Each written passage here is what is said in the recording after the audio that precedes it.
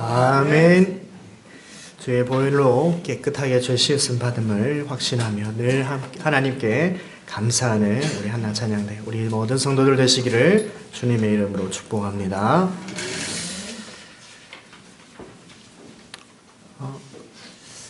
사도행전을 계속해서 제가 말씀을 전하고 있습니다. 이 사도행전을 크게 두 부분으로 나눌 수 있는데 1장에서 12장 그리고 13장에서 28장으로 나눌 수 있습니다. 이 13장은 이제 하반부의 시작이라 할 수 있는데 1장에서 12장 전반부는 예루살렘 교회 중심으로 전개되었고 이제 13장부터는 사울의 전도 여행을 중심으로 기록되었다 할 수 있습니다. 우리는 이 안디옥 교회가 선교사를 세우고 파송한 것으로 그렇게 알 수 있는데 사실은 그렇지 않습니다. 처음부터 계획하시고 선교사를 세우시고 파송하는 모든 일들을 성령님이 하시는 것을 우리는 오늘 이 본문을 통해서 볼 수 있습니다. 그래서 오늘 이 말씀은 선교의 주체는 성령님이십니다 라는 주제로 말씀을 드리고자 합니다. 첫 번째는 성령님은 선교사를 세우십니다. 오늘 본문의 이 13장, 사도행전 13장에서는 안디옥 교회에 있던 선지자들과 교사들을 소개하며 시작하고 있습니다. 5명을 소개하는데 5명의 이름이 바나바, 니게르라 하는 시므온, 구레네 사람 루기오, 분봉왕 헤롯의 젖동생 마나엔, 그리고 사울. 성경은 이 5명을 누가 선지자이며 누가 교사인지 정확하게 구분하고 있지는 않습니다. 어떤 사람은 앞에 3명이 선지자고 뒤에 2명이 교사다라고 주장을 하는 사람도 있고 또 어떤 사람은 모두 다 선지자이자 교사들이라 그렇게 주장을 하는 사람도 있습니다. 어쨌든 이들이 누가 선지자고 누가 교사인지는 정확하게 구분은 할 수 없지만 그들은 안디옥 교회에 굉장히 중요한 직분을 가진 자들임을 우리는 의심할 여지가 없습니다. 안디옥 교회의 중직을 맡았던 5명 가운데에 성령님께서 새로운 일을 시작하십니다. 2절을 보시면 주를 섬겨 금식할 때에 성령이 이르시되 내가 불러 시키는 일을 위하여 바나바와 사울을 따로 세우라 하시니 2절에서 말씀하듯이 성령님께서 분명하게 명령하고 계십니다. 내가 불러 시키는 일, 내가 불러 시키는 일. 이 일이 과연 어떤 일인지 지금은 모릅니다. 성령님은 일을 계획하셨고 그 일을 시작하시고자 하십니다. 그러기 위해 사람을 세우시는데 분명하게 이름을 지명하십니다. 바나바와 사울이라.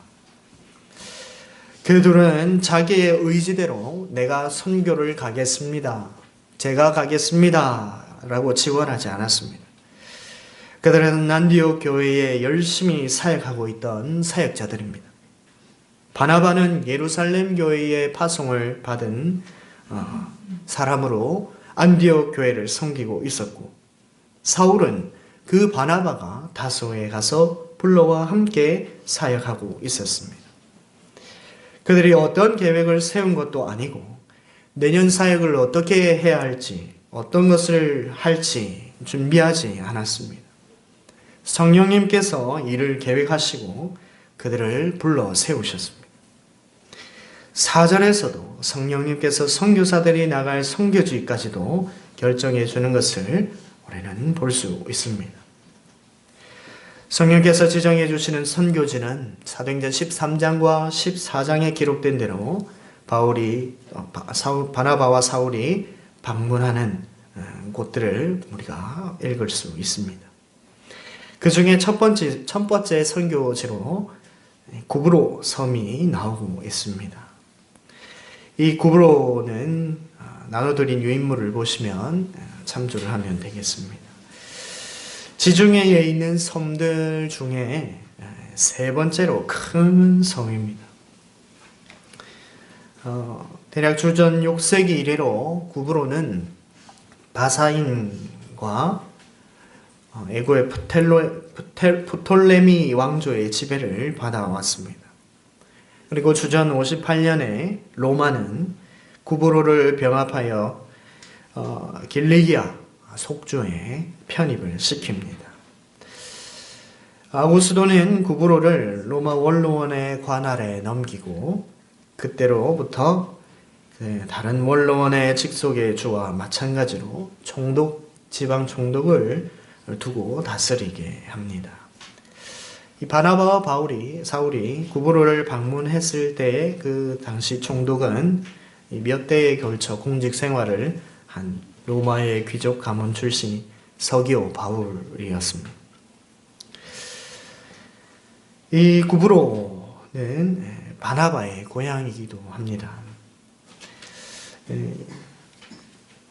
안디옥에 복음을 전했던 사람들이 이 구브로 사람들이었음을 사도행전 11장 20절에서 우리가 읽을 수 있습니다.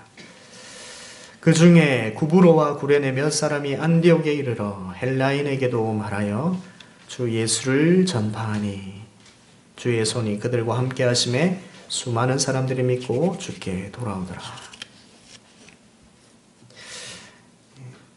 안디옥 교회가 세워지는데 복음을 전한 이 고마운 사람들이 바로 이 구브로 사람들이었습니다. 이것으로 구브로에 이미 복음이 들어와 있었음을 알 수 있습니다. 안디옥보다 먼저 복음이 전파되었다 할 수도 있겠습니다. 어쩌면 이러한 이유들이 성령님께서 첫 선교지로 택한 이유인지도 모릅니다. 안디옥에서 가까우면서도 안디옥 교회를 세우게 했던 그들에게 복음을 다시 전함으로 이제 복음의 빚을 갚도록 하셨다라고 할 수 있을 것입니다.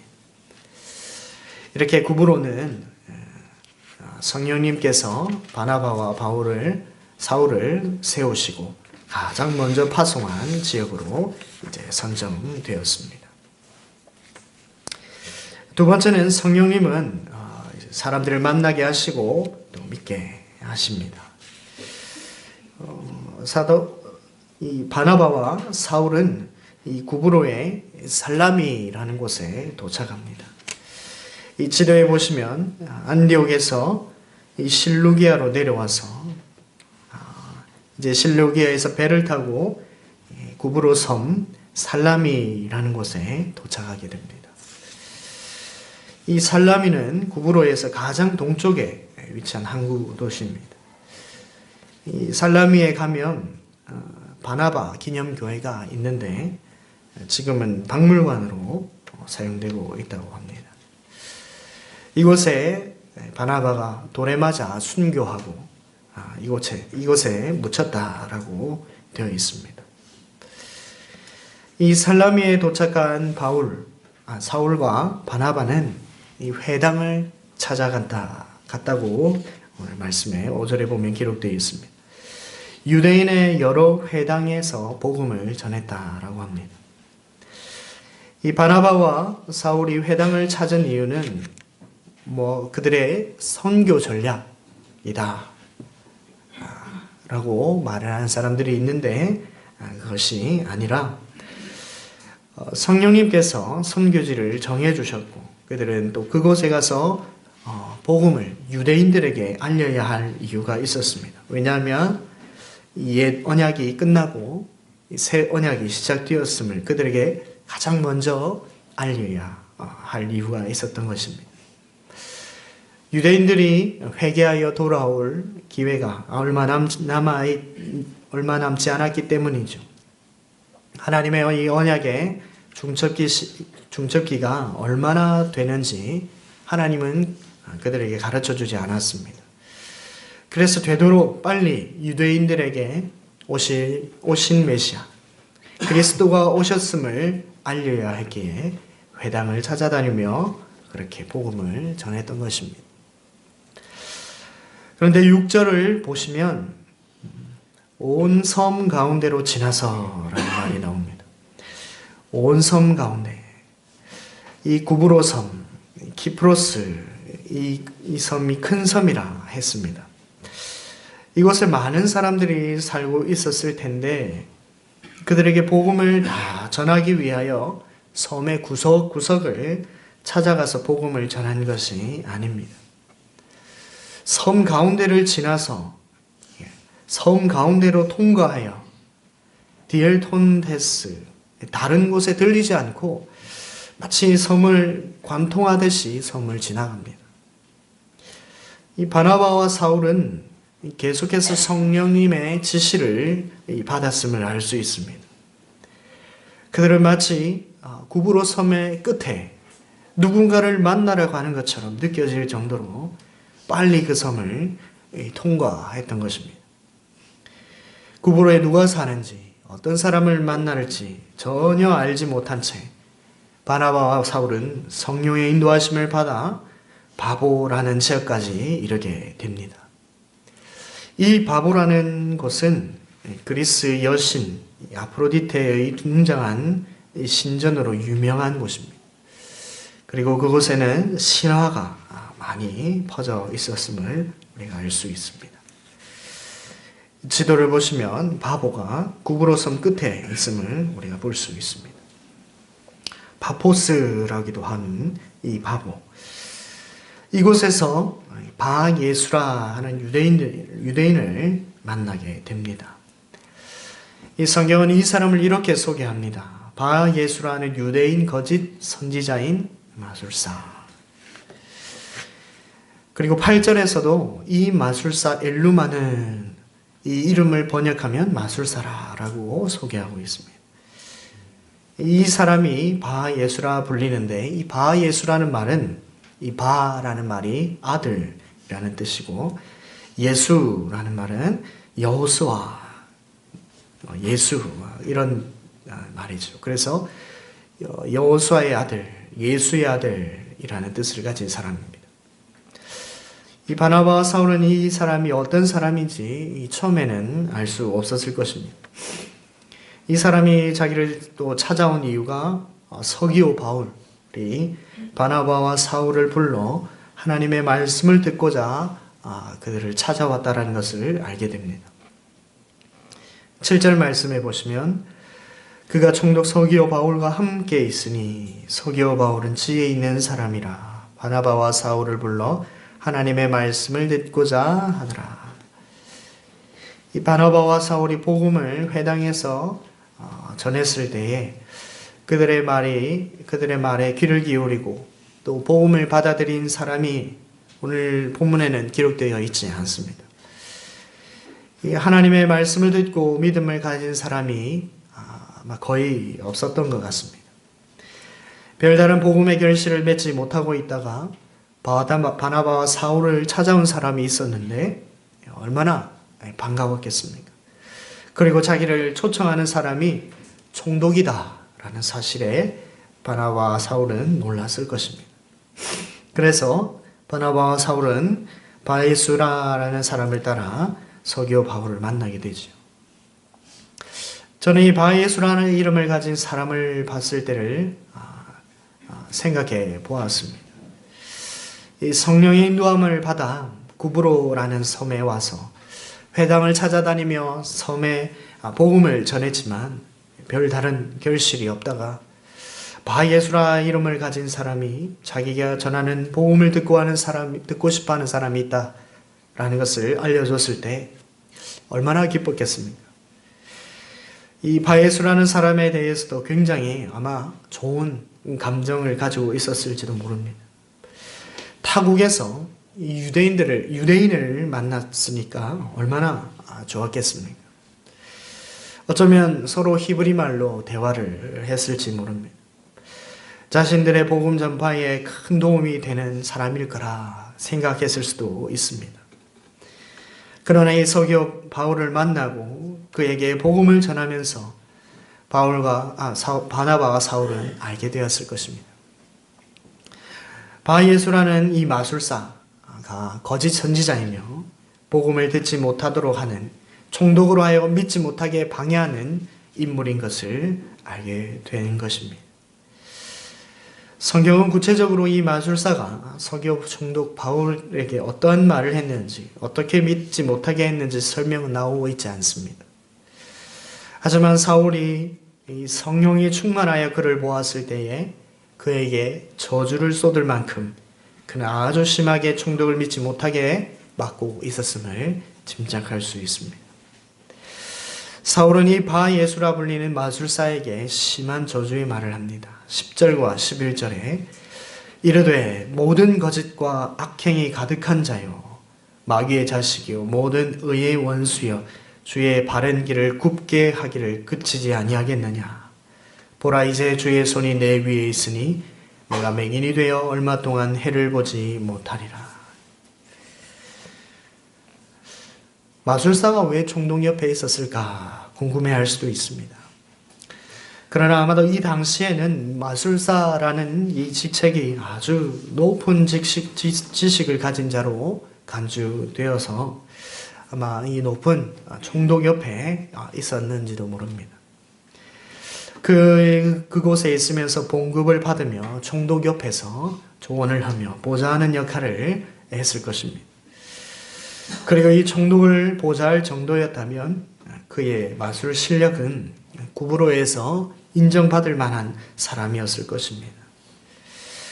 이름도 마술사라라는 뜻을 가진 이 엘루마, 이 유대인은 이 거짓 선지자였고 서기오 총독 바울이 믿음을 가지지 못하도록 방해하는 그런 자였던 것입니다.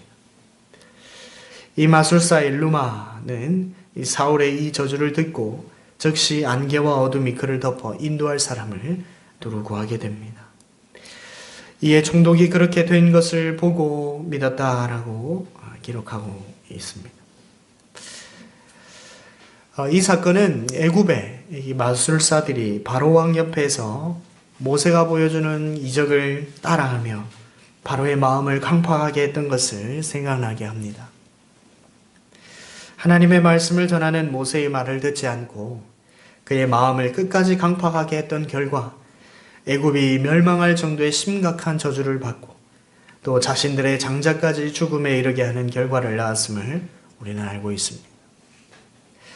마술사 엘루마는 총독이 선교사들이 하나님의 말씀을 전할 때에 그것을 듣고 믿음의 길로 들어서는 것을 방해했습니다. 그런 총독이 선교사들의 말씀을 듣고 복음을 수용하게 되면 자기의 직업과 지위가 위태롭게 될 것이라는 그러한 판단에서 반대했을 가능성이 없지 않아 있습니다. 하지만 그는 자신도 하나님의 복음을 받고 구원받을 수 있는 기회를 이 자기의 직업을 위협하는 것으로 생각하고 놓쳐버리게 된 아주 불쌍한 사람이 되고 만 것이죠. 오히려 복음의 방해자가 되어서 저주를 받아 얼마 동안 앞을 보지 못하는 자가 되어버렸습니다. 사랑하는 성도 여러분, 성령님은 이 바나바와 사울을 세우시고 이 구브로로 보내셨습니다. 그리고 그곳에서 서기오 총독 바울을 만나게 하셔서 그를 믿는 자로 만들어 주셨습니다. 이러한 사건을 통해서 우리는 선교의 주체는 성령님이라는 사실을 우리는 알 수 있습니다. 하지만 이 바예수라 하는 거짓 선지자 마술사 엘루마는 이 사람은 하나님의 일을 하는 데 있어서 항상 형통한 일만 있다라는 것을 있지 않다라는 것을 우리에게 가르쳐 줍니다. 오히려 방해하고 막고 넘어뜨리고 기독교에 대해서 아주 그렇게 반감을 가진 사람들이 언제나 있다라는 것을 우리에게 가르쳐 주고 있습니다. 어쩌면 우리 주위에 기독교에 대해서 아주 호의를 가진 사람이 있을 수 있습니다. 교회 일을 잘 도와주는 사람이 있을 수 있습니다.